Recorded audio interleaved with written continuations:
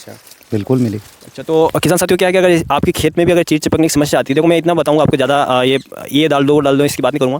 2-3 तरह के एसिड होते हैं, मैंने कई किसान साथियों ने पूछा था, उसके कमेंट में भी ये जवाब दिया है। आप अगर देखोगे तो मैं कमेंट में उसका सोल्यूशन बताया, और आपको भी मैं सोल्यूशन बताता हूँ कि आप इधर उधर की दवाइयाँ ना डालें। सिंपल सा 2-3 तरह के एसिड आते हैं। नमस्कार किसान साथियों, स्वागत करता हूँ आपके अपने यूट्यूब चैनल अपना किसान सेवा में। किसान साथियों, आज हम बात करेंगे जो अफ़ीम की फसल है, ये अपनी अंतिम स्टेज पे है। इसकी जो है हार्वेस्टिंग जो है चालू हो गई है और ये अब धीरे धीरे अपने अंतिम स्टेज पे है। तो आज के इस भाग में हम जो अफ़ीम काश्तकार हैं उनसे हम जानेंगे उनके अनुभव की, जो इस वर्ष में अफ़ीम की जो खेती है वो कैसी रही है, क्या क्या उनको समस्या देखने को मिली है, ठीक है, वो चाहे मौसम संबंधित हो या सरकार की नीति से संबंधित हो, क्या क्या उन्होंने कैसे मैनेजमेंट किया है इस पूरे जो अफ़ीम की फसल है उसकी जीवन चक्र में उन्होंने क्या क्या जो है प्रक्रियाएँ की है, वो बारे सब सारी जानकारी उनके सामने उनसे लेंगे। साथ में जो तापमान जो बढ़ोतरी भी हुई इस समय में, उससे इस पर क्या प्रभाव पड़ा उसके बारे में हम बात करेंगे। तो इस वीडियो के अंत समय तक आप बने रहिएगा और इस भाग में हम जानेंगे काश्तकार के अनुभव। तो किसान साथियों बढ़ते हैं आगे और इस भाग के माध्यम से जानते हैं किसान काश्तकार के अनुभव।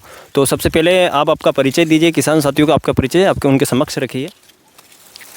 मैं कांतिलाल गुजर, गांव चिरमोलिया, जिला मंदसौर से हूँ। तो गांव चिरमोलिया है और मंदसौर ज़िले के काश्तकार हैं, और तो इन्हीं से हम जानेंगे पूरी अफ़ीम की कैसे उन्होंने मैनेजमेंट किया है और क्या क्या इनको समस्या देखने मिली। तो सबसे पहला मेरा क्वेश्चन आपसे ये है कि अफ़ीम की फसल है जो इस साल रहा है, जो इस वर्ष में अफ़ीम की खेती आपको मतलब कैसी लगी, मतलब किस तरह से इसका रहा है पूरा प्रोडक्शन, मतलब किस तरह से ये मतलब ज़्यादा ख़राब स्थिति रही है या पिछले साल के मुकाबले, या इस साल अच्छा रहा है, जो भी है आपके अनुभव इसमें बताइएगा। पिछले साल से तो इस साल अच्छा रहा है। अच्छा, मौसम मतलब जो पिछले साल से अच्छा रहा है? पिछले साल से मौसम बिल्कुल अच्छा रहा है। अच्छा, और बहुत अच्छा रहा। क्या हुआ था पिछली बार जो है, पिछले सीज़न में मौसम ख़राब होने की वजह से जो है अफ़ीम की जो है अच्छा नहीं रह पाया था, और इस साल जो है अफ़ीम का अच्छा रहा। अगला क्वेश्चन आपसे है कि जो अफ़ीम की फसल जब शुरुआती स्टेज पे थी, आपको कोई समस्या इसमें देखने को मिली या सही साथ चला, जो भी आपका अनुभव है इसमें बताना। ये शुरू में 20 से 25 दिन की अफ़ीम में बहुत समस्या देखने को मिली थी। वो सफ़ेद दोरिया बहुत ज़्यादा गया है। अच्छा। फिर हमने गांव से दुकान से लाए हम दवाई, और दवाई का छिड़काव वगैरह करके ना उसको निपटा। अच्छा, मतलब जो शुरुआती अवस्था में होती है लगभग 25-30 दिन की लगभग होती है, तब इसमें जो है पौधे काफ़ी, जो दोरिया बोल रहे हो वो डाउनी मिल्ड्यू की बोल रहे हो, डाउनी मिल्ड्यू डिसीज़ का प्रकोप काफ़ी अच्छा मतलब ज़्यादा था उस टाइम शुरू अवस्था में। उस टाइम मौसम भी थोड़ा बिगड़ गया था, तो कहीं ना कहीं ये समस्या भी किसान के साथ थी। अब इनसे ये है कि जो सरकार की जो नीति रही है इस साल जो है, थोड़ा अफ़ीम जो है कभी मुझे लगता है कि थोड़ा सा लेट मिला है, मतलब जो उनको परमिशन जो मिली थी काफ़ी लेट मिली थी। तो इनको उनकी वजह मतलब उनको क्या इनके अनुभव इसके थ्रू कि इनको ये सरकार नीति वास्तव में सही थी या क्या थी, इनके अनुभव से जानते हैं। तो आपको क्या लगता है कि जो सरकार नीति थी अब की बार थोड़ा लेट हो गया था, आपका इसमें क्या कहना है इसके बारे में? सरकार की नीति इस साल बहुत गलत रही है। लेट दिए हैं पट्टे, लेट के कारण अभी ये मौसम बदल गया, गर्मी बढ़ चुकी है। तो गर्मी के कारण किसानों को भारी नुकसान उठाना पड़ रहा है। तो सरकार से हमारी ये निवेदन है कि कहीं ना कहीं अफ़ीम नीति बहुत जल्द लाए। तो कहने का मतलब यह होता है कि ये जो अफ़ीम की फसल है ये ठंडे मौसम की फसल है, ठीक है। अगर आप सरकार की नीति इस तरह से करेगी थोड़ा लेट होगा, 10-12 दिन 15 दिन पर अगर लेट होती तो इस तरह का जो अभी टेम्परेचर देख रहे हो काफ़ी लगभग 30-32 डिग्री सेंटीग्रेड पहुंच चुका है। तो ये अफ़ीम की फसल के लिए जो है सही नहीं होता। आप कितनी भी कुछ दवाइयाँ डाल दो, कुछ भी डाल दो, तो वो नहीं होगा, क्योंकि इसकी जो एज है वो ठंडे मौसम के लिए है। तो वो कहीं ना कहीं इसमें ये चीज़ें नुकसान देखने को मिलता है, ठीक है। तो क्वेश्चन इनसे ये कि देखिए अभी हाल फिलहाल में जो इनकी जो चीड़ चल रही है, अगर इसमें इनसे कुछ इससे रिलेटेड अगर कोई प्रॉब्लम अगर आ रही है तो इनसे अपन जानते हैं और उसका क्या अपन सोल्यूशन निकाल सकते हैं उसके बारे में जानते हैं। अभी जो आपकी जो चीड़ चल रही है इसमें आपको कुछ मतलब समस्या देखने को मिल रही है या कि ऐसा कुछ नहीं है? इसमें समस्या है ना। अभी तो ये चीरा चल रहा है, इसमें सुबह गर्मी एकदम बढ़ जाती है, तो इसी के कारण ये चीरें सब सूख जाती है। अच्छा, ये कहीं ना कहीं पहले मिल जाते पट्टे तो मौसम अच्छा रहता अनुकूल, तो उसमें ऐसा नहीं होता। और ये जो चीड़ चपकने की समस्या आती है, मैंने भी कई कमेंट में देखा है कि चीड़ चपकने की समस्या आती है, इस तरह की समस्या भी देखने को मिली है आपको कहीं ना कहीं? हाँ मिली। अच्छा, बिल्कुल मिली। अच्छा, तो किसान साथियों क्या है कि अगर आपके खेत में भी अगर चीड़ चिपकने की समस्या आती है, देखो मैं इतना बताऊंगा आपको, ज़्यादा ये डाल दो वो डाल दो इसकी बात नहीं करूँगा।